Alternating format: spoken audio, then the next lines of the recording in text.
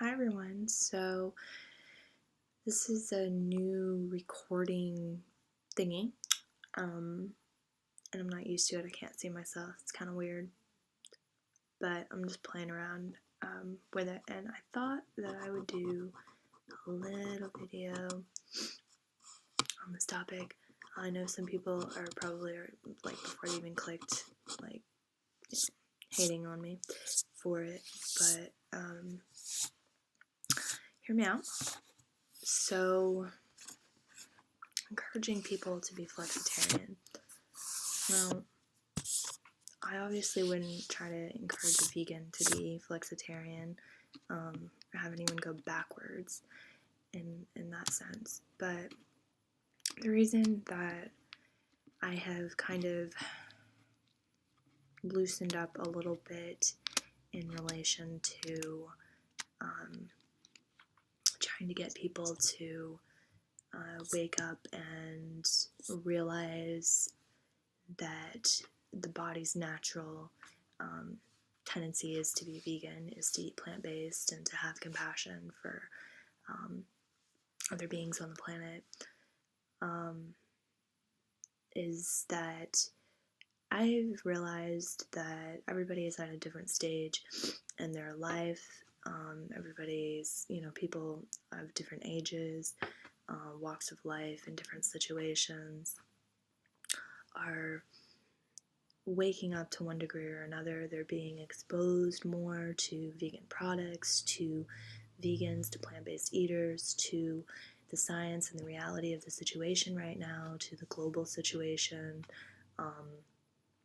to the economic situation, to the interconnectedness with different countries, and so the global situation, the environmental situation of it, and how devastating animal agriculture is for our entire planet, as well as other issues like hunger and the animal abuse and health.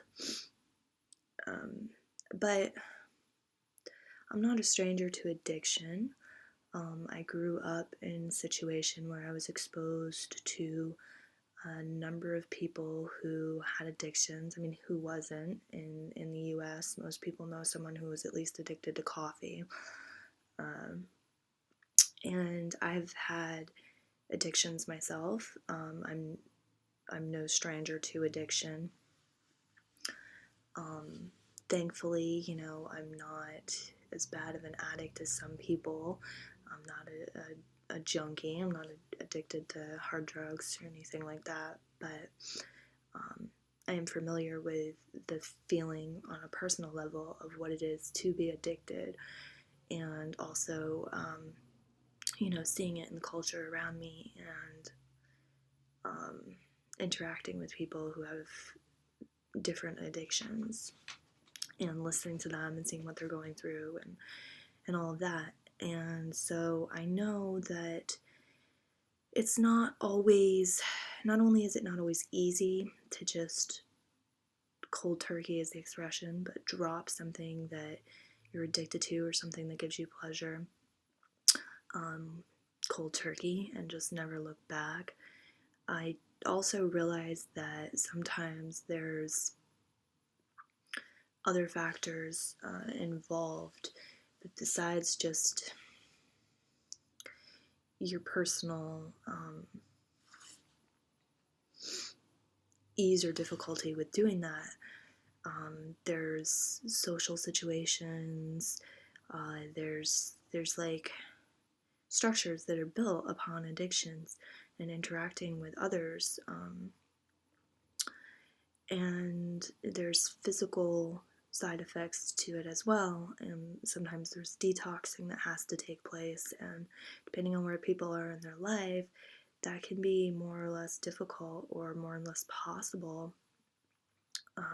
If you have a job that you have to work a lot of the time, it may not be very easy for you to go through a detox period and, stop drinking coffee while you have to continue to go to work and perform.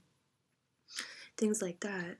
And, the foods, or so-called foods, are not only, I mean, they have addictive properties, and many people are physically, chemically addicted to meat, to dairy, eggs, to salt, to the processed stuff, junk. And so it brings up a lot of issues and complications for some people. For some people, it's definitely the best thing to do, and it's very easy, and they're very much able to go vegan right now or go plant-based because it's that time in their life their body is demanding it. It is what it is. But for some people, there are complications that make it very difficult, and it make it so it's a hard journey if they're to do it. When your social circle is all eat meat and dairy and eggs, and you're physically dependent on it, and for instance, if you try to cut that stuff out and eat plant-based for a while, a few days or something, you might go through some detox symptoms. You might have to go to the bathroom more, or it affects people in different ways when their body is cleansing itself and getting rid of the old nasty cells and patterns, and healing. My skin got really oily, for one thing, so that could happen. You could get really gassy. There's different factors, and looking into what you're eating can be very helpful in your lifestyle. The times of day you're eating, if you're eating proportions of food, or if you're just gorging yourself until you're stuffed and then starving yourself for the rest of the day, if you're getting exercise, all these kinds of things play into it. But also, emotional, mental, spiritual aspects play into it as well, whether you're supported in doing it or whether you're catching a lot of grief from people around you and having to cope with that. So it's not that I would encourage anyone not to go vegan or try to go plant-based. It's just that I realized it's kind of, I feel like it's more of a positive attitude to encourage people who are currently eating an omnivorous diet on a daily basis, who are currently eating animal products every day, more than once a day, to make any changes in the right direction, if that's what they feel called to do. So I always have, encouraged that and felt that way, but some people I notice don't really think of it as an option, being flexitarian or moving that direction. I talk to a number of people, and some people will say things like, oh, I just can't give up cheese, or I can't give up dairy in my coffee. I tried a plant-based alternative and it tasted disgusting, or I couldn't get motivated in the morning, and my cravings for cheese are just too long, or too strong, or I don't feel full and satisfied and I need the energy to work, and things of that nature. So, for some people, maybe the path is to gradually take themselves off it. I know a lot of people, I'm going to make a comparison with cigarettes. I know a lot of people have heard that going cold turkey, cutting, smoking, just go cold turkey and quit is the only way to do it. But a lot of people try and try and try and try and try and try and try to quit smoking, and they can't seem to do it and can't seem to stick with it. And that's not the only way to do it, to go cold turkey.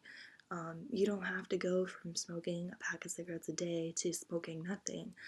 It does make a difference on your body. It does make a difference on your ability to, your willpower. to cut back. And I'm sure that a number of people have quit smoking indefinitely that way, by first cutting back. And so I think it can be the same with animal products. I think that people can make healthier decisions. They can change by just becoming a lighter meat eater, a lighter, a flexitarian, by, trying vegan meals, by incorporating them in, by reducing their consumption of dairy, eggs, meat. I know some people have gone the path of eliminating one animal product at a time. So first they cut out, red meat, and then they cut out white meat, and then they cut out dairy, and then they cut out eggs, and that's worked for some people as well. But, moving towards flexitarianism, which for everyone who doesn't know what that is, that's somebody who eats animal products once or twice, maybe 3 times a week, and otherwise is plant-based. So moving in that direction can certainly have benefits. It's certainly an option. It certainly does matter. It certainly does make a difference on all of those fronts: your own health, the environment, hungry children, animal suffering, etc. So, vegans out there, I understand and I completely relate that, the more people who are vegan, the better.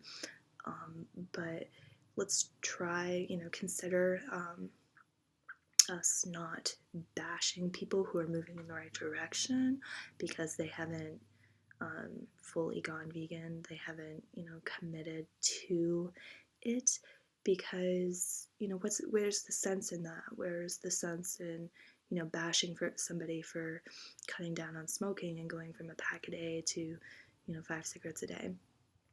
Where's the sense in bashing them and trying to make them feel bad or guilty or like they're not doing enough because they haven't quit completely? I'm starting to feel like that's kind of negative and probably counterproductive in a number of situations, discouraging people from making positive choices and moving in a more positive direction. So that's what flexitarian is. I used to only work with people who wanted to commit to being vegan or plant-based entirely, for a couple of reasons, but I'm now open to working with people who just want to incorporate it into their plant-based eating more into their lives, who want to learn, try out meals, and reduce their consumption of animal products as well. So if you want to talk to me about that, certainly send me an email, get a hold of me, and we can talk about it. And I would love to also, set up an appointment with you and talk to you about the benefits and the pros and the cons of doing that, and the pros and the cons of going vegan or plant-based entirely all at once. So like the cold turkey method or the stepping down gradually or reducing your consumption, because there are both pros and cons, or possible pros and cons on both sides. Like I mentioned, the detox phase for going vegan right away. Not everyone goes through that at all. Some people just instantly start feeling better with no issues, but it is something that can occur, does occur for some people. So that would be a con to going vegan or going plant-based immediately without the gradual step down. It is still my opinion that going vegan as soon as possible is ultimately the best choice, that the pros far outweigh the cons, and that it wins out over the gradual approach. But like I said, I think, that people are walking in their own shoes, and they know their life situation better than I or anyone else does. And for some people, you know, the other way is what's best and what's going to work for them. Just overall in general, I think that going vegan immediately or right away is best. But like I said, for you, the other way may be best. So that's all I really had to say. Just, you know, again, speaking to people who are vegan, you know, just be you and speak your mind. But, you know, I just wanted to encourage you to kind of think about it from a different angle. And if you want to discuss this further, that's cool.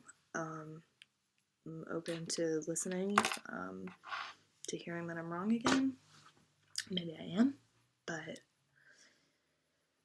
yeah, that's all I had to say. And to everyone who is trying to learn, trying to move in the right direction, trying to consume less animal products, you know, you're awesome, you're doing great. Thank you. It definitely does make a difference. It does matter.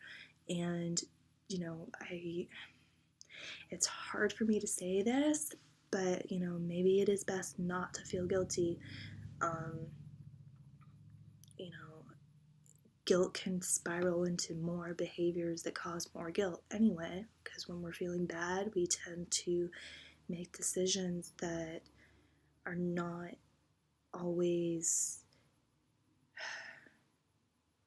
the most life-affirming decisions. So, you know, if you're trying to be plant-based and, you know, you mess up and you eat some animal product or something, it might be best to just accept that you're human and move on and keep trying, doing your best. You can seek support and resources and help from others, and just keep trying, keep doing it, rather than, you know, getting discouraged, feeling like you're a failure and just giving up and not wanting to try